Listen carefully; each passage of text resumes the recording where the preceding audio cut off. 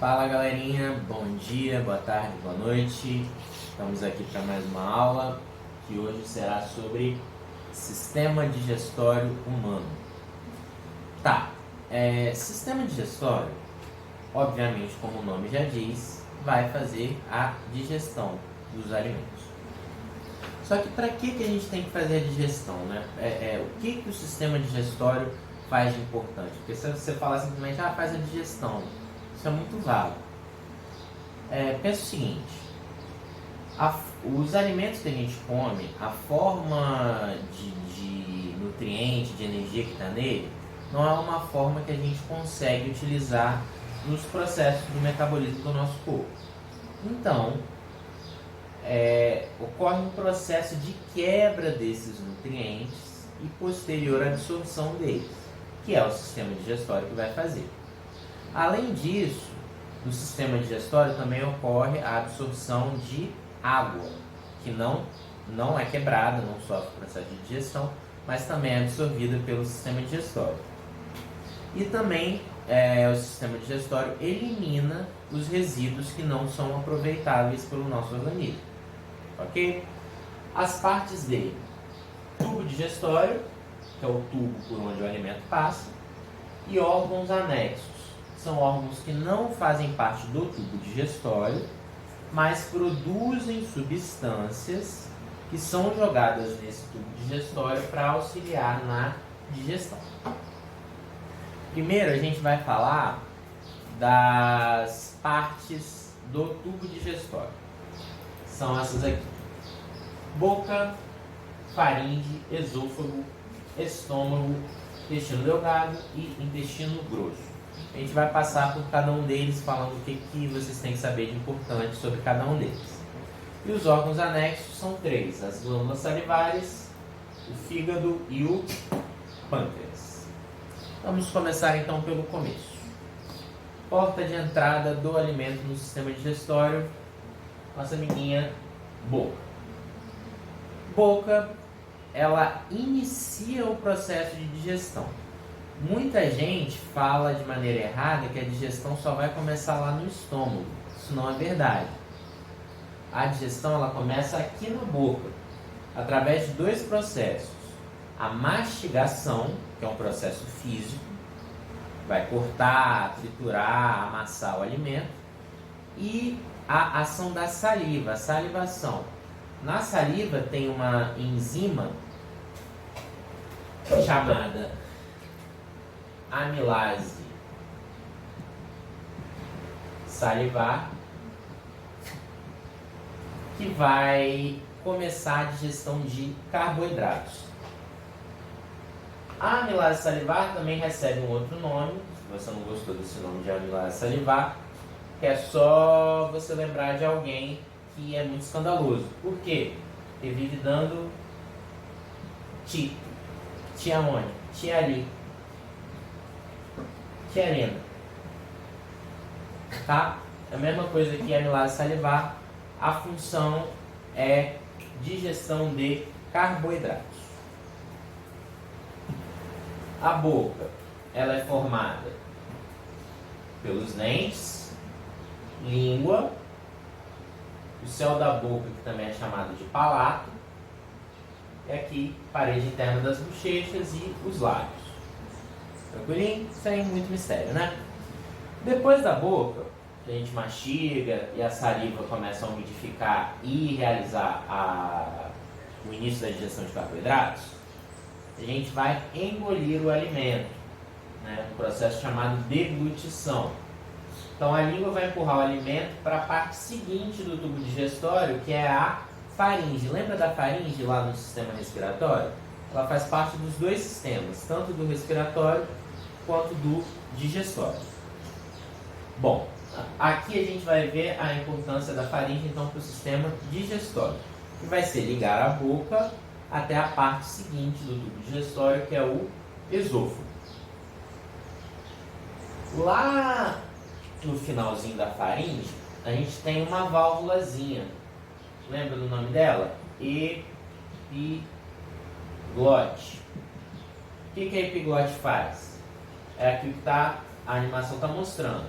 ela tapa a entrada da laringe, que vai continuar aqui, laringe, traqueia, lembra? Traqueia dos pulmões. Ela vai tapar essa entrada aqui para obrigar o alimento a descer por esse tubo que tem aqui atrás, que é o esôfago, que vai levar o alimento até o estômago. Quando chega no esôfago, o alimento começa a ser empurrado para baixo através de uma série de movimentos involuntários. O que são movimentos involuntários, Rafael? Movimentos que não dependem da nossa vontade, que nem o batimento do coração. É um movimento involuntário, a gente não precisa controlar, é automático. Então, o esôfago começa a fazer contrações que vão empurrar o alimento para baixo. O nome desses movimentos são movimentos peristálticos, tá? Eles vão empurrar o alimento ao longo do resto do tubo digestório. Então, beleza. Sem mistério até aqui.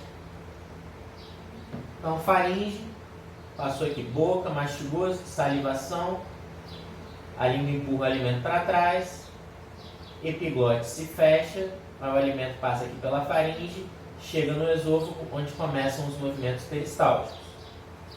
Depois do esôfago, o alimento vai chegar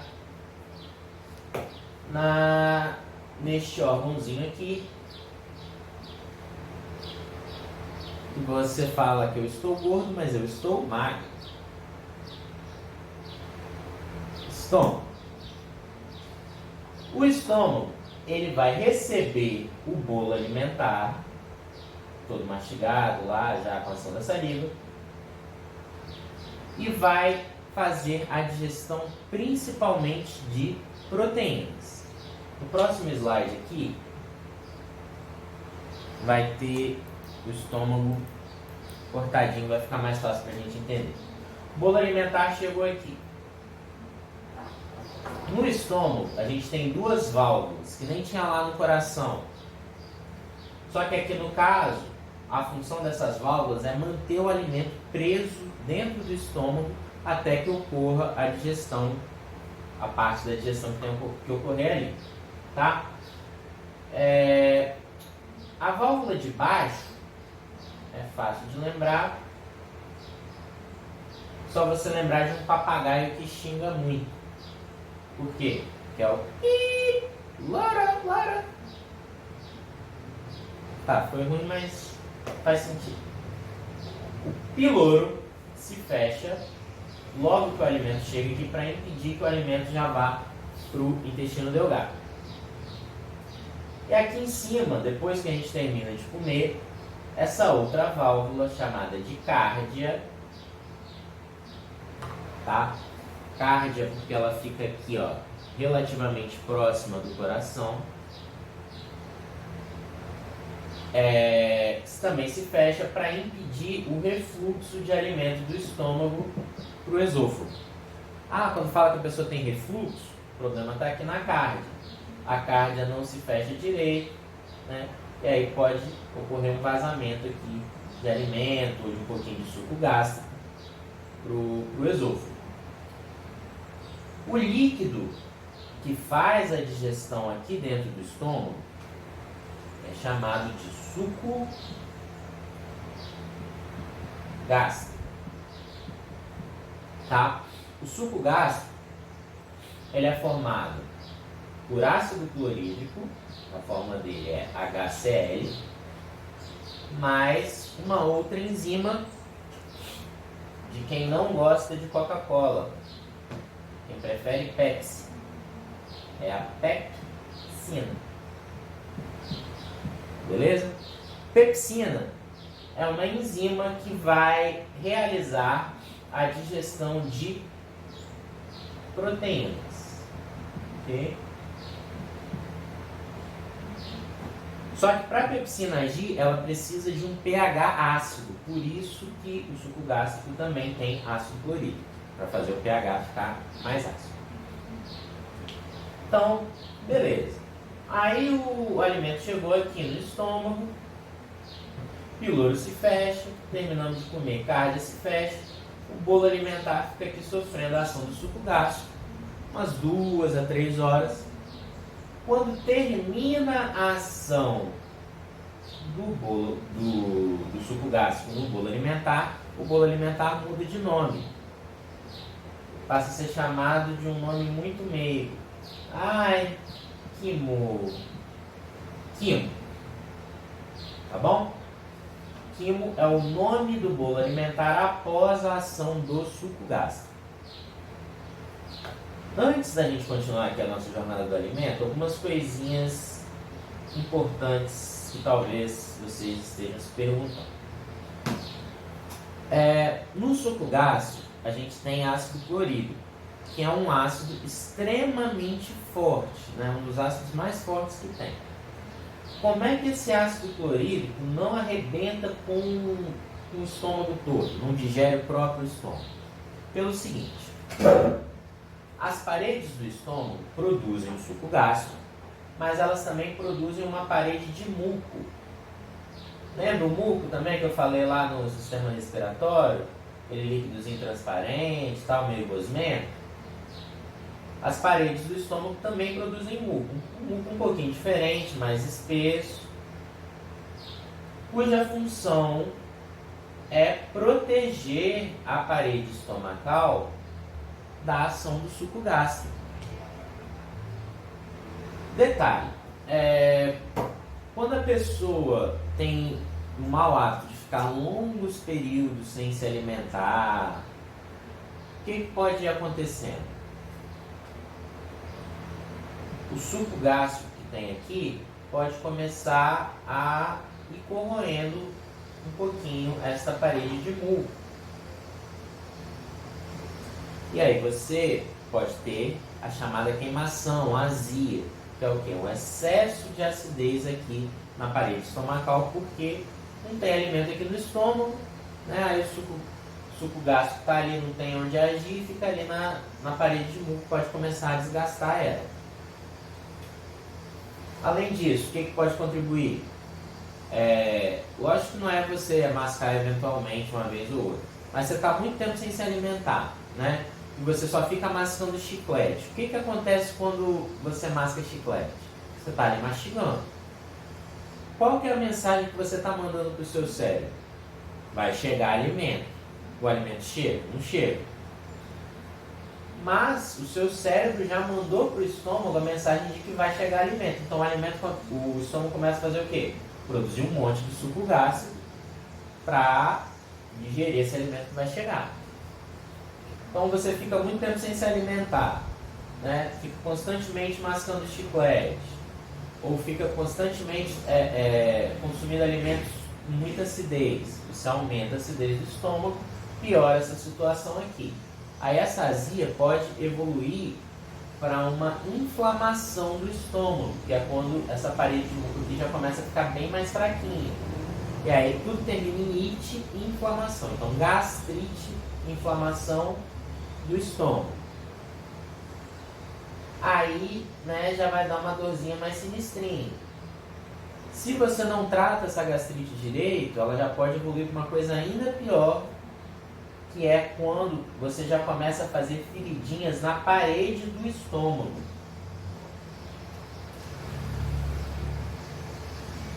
Quando você começa a formar essas feridas na parede do estômago, aí você já está com um negocinho chamado úlcera, tá? Úlcera gástrica, o quê? Uma ferida na parede do estômago, foi causada por esse excesso de acidez, né, que foi acabando com a sua parede de muco e faz uma ferida na parede do estômago que vai dar uma dor fila da mãe, não queira saber como é. Tranquilinho? Então, isso aí. Então, depois que acaba essa parte aqui do estômago, a ação do suco gástrico, que vai transformar o bolo alimentar em quimo, o piloro se abre para permitir a passagem do alimento para as próximas partes do tubo digestório. Para lembrar as próximas partes do tubo digestório, também é fácil o nome dos dois próximos órgãos. Só você lembrar de dois irmãos.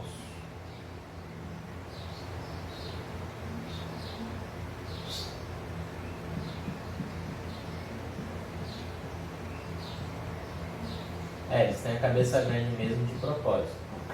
A cabeça deles é tão grande que o apelido deles é Intestino. São os irmãos Testino. Esse Testino aqui era um grande fazendeiro, bem rico e tal. E esse outro Testino aqui, ele estava pobre, estava na miséria e tal. Então o que esse Testino fez para ajudar o irmão? Esse Testino, como era um grande fazendeiro, esse Testino deu gado para o irmão. Só que esse daqui era muito orgulhoso e não quis receber. Esse Testino era um Testino grosso. Boa, né? Tá de conta. Enfim, intestino delgado é o próximo órgão e depois a gente termina com intestino grosso. O que acontece quando o alimento passa do piloro para o intestino delgado? O intestino delgado, ele é extremamente comprido, ele tem, varia de pessoa para pessoa, mas uns 7 metros mais ou menos, 7, 8 metros. Rafael, como é que faz para caber de 7 a 8 metros dentro do corpo da gente? 7 a 8 metros de intestino. Ele fica o quê? Todo enroladinho, tá? Fazendo essas várias voltas aqui. São chamadas de vilosidades, ok? Vilosidades. São as dobras que o intestino faz. Para quê? Para aumentar a superfície de absorção de nutrientes. O alimento começou a ser digerido na boca, os carboidratos, depois digeriu proteínas lá no estômago. A primeira partezinha do intestino delgado, ela finaliza o processo de digestão e nas outras partes vai ocorrer a absorção dos nutrientes. O intestino delgado ele é dividido em 3 partes, tá? A primeira é chamada de duodeno, a segunda de jejuno e a terceira de íleo, beleza? Bom, no duodeno, que é a primeira parte, a gente finaliza o processo de digestão através da ação de substâncias produzidas nessas duas glândulas anexas aqui, o fígado e o pâncreas, tá? O pâncreas vai produzir uma substância chamada suco pancreático, o nome já diz, suco do pâncreas, suco pancreático, e nesse suco pancreático a gente tem enzimas que vão finalizar a digestão de carboidratos, finalizar a digestão de proteínas e realizar a digestão de lipídios, são gorduras. E o fígado vai produzir a bile, tá? Bile faz um negocinho que tem um nome complicado, chamado emulsificação de gorduras. Gorduras, né? Gorduras são lipídios. Ok? Bom, o nome é complicado, mas a ideia não é difícil não. Pensa numa bolha de gordura grandona. Por exemplo, sua mãe fez um sopão lá e sobra depois no final aquelas bolhas de gordura meio laranja assim no final, né? Quando você taca detergente e mistura, o que acontece com aquelas bolhas de gordura maiores? Elas se quebram em bolhas menores. É isso que a bile faz, o nome desse processo é emulsificação. Você quebrar uma bolha de gordura maior em bolhas menores para facilitar a absorção delas pelo organismo. Tá? É isso que a bile faz, ela quebra bolhas de gordura maiores, lipídios maiores em lipídios menores. Depois da ação do suco pancreático e da bile, que ocorre aqui no duodeno, vamos lembrar que aqui no duodeno, suco pancreático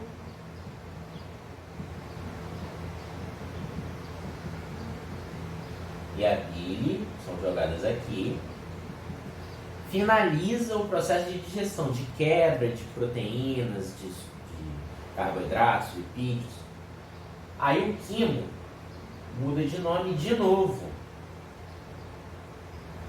É uma coisinha que eu tenho vários. Fácil lembrar, né? Quilos. O quilo. Beleza? Após a ação do suco pancreático e da bile aqui no duodeno, o quimo muda de nome e passa a ser chamado de quilo. Tá? Beleza. Aí daqui para frente é basicamente absorção. Tá? O duodeno é só o comecinho do intestino delgado, é uma porção de mais ou menos assim, uns 25 centímetros a 30 centímetros. O resto todo é o jejum e o ilho. Tá? No jejum e no ilho é que ocorrem essas várias curvas que são as vilosidades, que tem a função de aumentar a superfície de absorção desses nutrientes. Porque pensa o seguinte, se o intestino fosse um tubo reto, boca e tal, estômago, depois vem um tubo só retinho aqui do intestino, depois já vai sair, o que acontecia? Você ia comer e cagar, comer e cagar, comer e cagar, porque não ia ter espaço, não ia ter tempo dos nutrientes digeridos serem absorvidos. Então por isso que tem essas curvas todas no intestino, essas vilosidades. Beleza, aí passou aqui jejum e ilho, absorção dos nutrientes, e um pouquinho de absorção de água, mas basicamente absorção de nutrientes, a gente chega no finalzinho da história, que é o intestino grosso. O intestino grosso, ele também se divide em algumas partes. Nele a gente já não tem aquelas vilosidades todas, não tem aquele monte de curva, porque no intestino grosso ocorre basicamente a absorção de água, tá? Água e sais minerais, que são as coisas que não precisam ser quebradas, não precisam ser digeridas, tá? Então, função do intestino grosso, absorção de água e sais minerais. E ele também lá no final vai armazenar as fezes até a hora da eliminação. O intestino grosso, ele também se divide em algumas partes, tá? A primeira é o masculino de quem se seca. Você se seca e eu me seco. Só que é um seco analfabeto, que é um seco com C. Tá bom? A segunda parte é o cólon. Só que o cólon ele se subdivide em alguns tipos de cólon. São as partes do cólon. O primeiro cólon é aquele cólon que é meio desastrado. Por quê? É o cólon ascendente.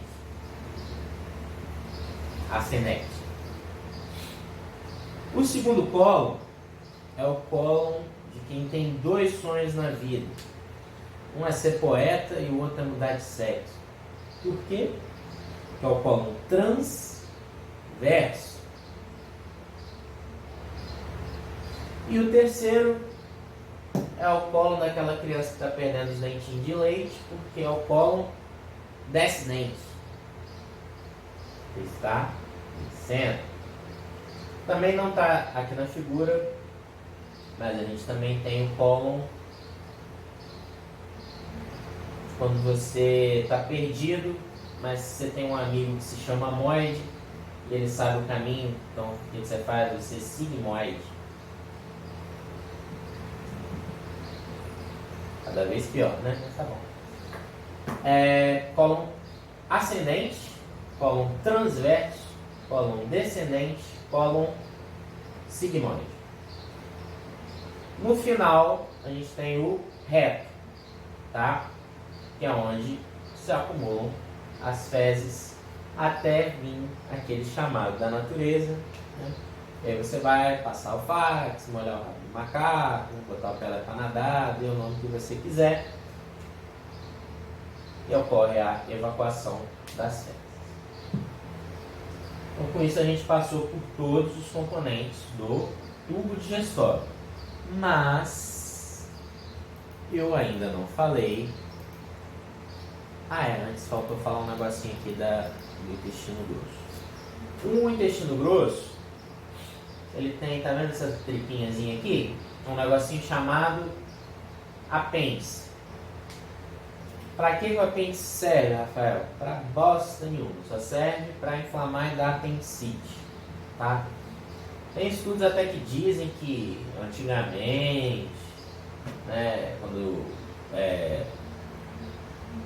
nos seres que se alimentavam basicamente de plantas, nos herbívoros, né, o apêndice até tem uma função de armazenar algumas bactérias que ajudam a digerir a celulose. Mas pra gente, função nenhuma, além de dar apendicite. Então aí você vai, quando você tem apendicite, o médico vai lá, faz a operação, corta isso aqui fora, nunca mais você tem apendicite. Nem apêndice. Aí depois que a gente terminou agora o tubo digestório, vamos falar um pouquinho dos órgãos anexos ou glândulas anexas. São 3. A primeira são as glândulas salivares. Glândulas salivares, o nome já está dizendo, produz saliva. Então cuidado, porque muita gente às vezes faz confusão, né? Perguntar qual a função das glândulas salivares. A pessoa vai e responde: a função das glândulas salivares é umidificar o alimento e iniciar a digestão de carboidrato. Está errado. Está errado. A função das glândulas salivares é produzir saliva. A função da saliva que é umidificar o alimento e iniciar a digestão de carboidrato. Então cuidado para não fazer confusão com isso. Função de glândula sempre vai ser produzir alguma coisa. Então é só você guardar produzir o quê? No caso das glândulas salivares, o nome já está dizendo, produzir saliva. A gente tem 3 pares de glândulas salivares. Vou mostrar para vocês aqui, arrancando a cabeça dessa nossa amiguinha. Bom, a gente tem um par aqui, fica mais ou menos na bochecha. São as chamadas glândulas parótidas. A gente tem outro parzinho. Vou tirar esse cérebro. Tem outro par aqui embaixo da mandíbula, chamado de submandibulares. E outro aqui que fica embaixo da língua. São as sublinguares. Então, 3 pares, né? 2 de cada lado. Parótida, aqui mais ou menos nas bochechas. Submandibulares, embaixo da mandíbula. E sublinguais, embaixo da língua. As sublinguais, é até fácil você ver a pontinha dela. Quando você levanta a língua, você vê aquelas 2 bolinhas embaixo da língua. Então, a pontinha da sublingual, que faz a saída da saliva ali. Tem até gente que consegue fazer uma paradinha nojenta. Na minha época de ensino médio tinha guerra disso. Os caras batiam essa sublingual no dente, aí saía aqueles guichinhos de saliva assim. É meio nojento. Eu sempre tentei fazer, nunca consegui não. É a sublingual. Beleza? Então, glândulas salivares. Além delas, temos o pâncreas. O pâncreas, ele produz 2 coisas importantes para o sistema digestório. O suco pancreático, que como eu falei, é jogado lá no duodeno, que é a primeira parte do intestino delgado. No suco pancreático tem as enzimas que vão terminar a digestão de carboidratos, lipídios e proteínas. E o pâncreas também produz a insulina. Insulina, ela é uma substância que vai controlar o nível de açúcar no sangue. Quando a pessoa tem problema aqui na produção de insulina, é que ela tem a diabetes. Tranquilo? Aqui a fotinho de um pâncreas. Não é uma coxinha de frango nem nada disso, é um pâncreas. E por último, temos o nosso amiguinho fígado. O fígado é a maior glândula do nosso corpo. Ela tem centenas de funções. Obviamente que eu não quero que vocês saibam todas, O que é importante para vocês saberem sobre o fígado é que ele produz, primeiramente, a bile, tá? O que a bile faz mesmo? A emulsificação, a quebra de lipídios, quebra de gorduras, tá? Transforma bolhas de gordura maiores em bolhas menores, tá? Facilitando, então, a digestão dos lipídios. Além disso, os nutrientes que são absorvidos lá no intestino delgado são trazidos por capilares e muitos são trazidos aqui para o fígado, porque o fígado ele tem muitos vasos sanguíneos em volta dele. Então daqui do fígado é que esses nutrientes são meio que distribuídos para o corpo, tá? Bom, para encerrar, já falei mais ou menos disso aqui, né? Fenômenos da digestão. Tem dois tipos de processos na digestão. Os processos físicos e os processos químicos. Os processos físicos são aqueles que envolvem alguma ação mecânica, como eu falei lá na boca, a mastigação, por exemplo, ou os movimentos peristálticos que empurram o alimento para baixo, ou a defecação propriamente dita. São fenômenos que envolvem alguma ação física, mecânica. E a gente também tem os processos químicos. Os processos químicos envolvem alguma reação química, como o próprio nome está dizendo. Ou seja, a ação da saliva lá na boca, na salivação, a ação do suco gástrico, transformando o bolo alimentar em quimo, é um processo chamado de quimificação. A ação do suco pancreático e da bile aqui no duodeno, transformando o quimo em quilo, que é a chamada quilificação, formação do quilo. São exemplos de processos químicos da digestão. E aqui a gente dá uma última repassadinha do processo de digestão todo, que eu sei que é bastante coisa, mas vamos lá. Digestão se inicia aonde? Boca, através da mastigação e ação da saliva. Depois o alimento passa para faringe, tá? Vou virar aqui, mais fácil. Boca, faringe, epiglote se fecha, obriga o alimento a vir para esse tubo aqui que está atrás do coração. Vou tirar esse coraçãozinho também. Por esse tubinho aqui, que é o esôfago, que leva o alimento ao estômago, tá? Dentro do estômago é produzido suco gástrico. Então, chegou o alimento aqui no estômago, piloro se fecha, terminamos de comer, cardia se fecha. O alimento vai ficar aqui dentro do estômago sofrendo a ação do suco gástrico. Terminou a ação do suco gástrico, o bolo alimentar passa a ser chamado de quimo.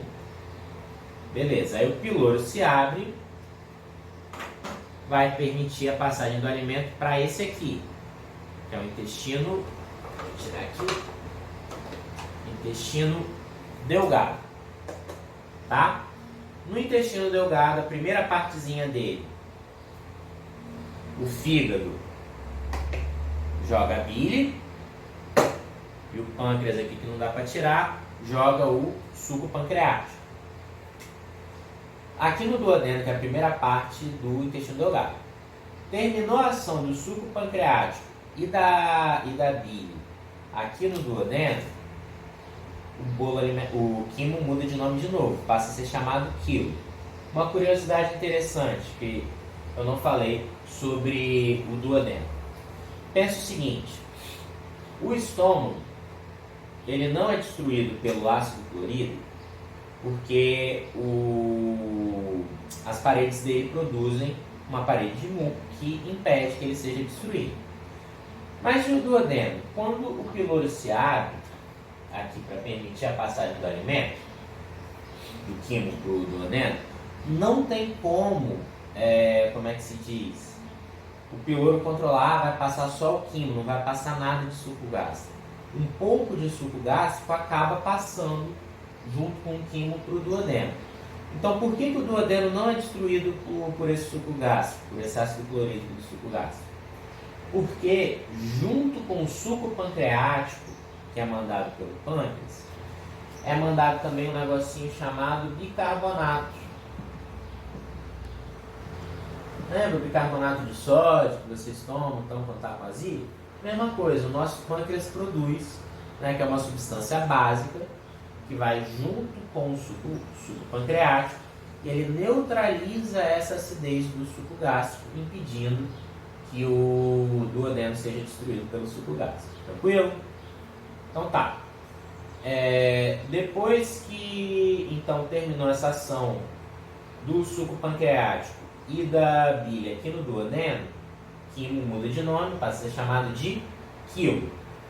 E aí ele vai passar pelas outras partes do intestino delgado, que são o jejunho e o ilho, onde ocorre a absorção de nutrientes e um pouquinho de nada de absorção de água, cerca de 10% só.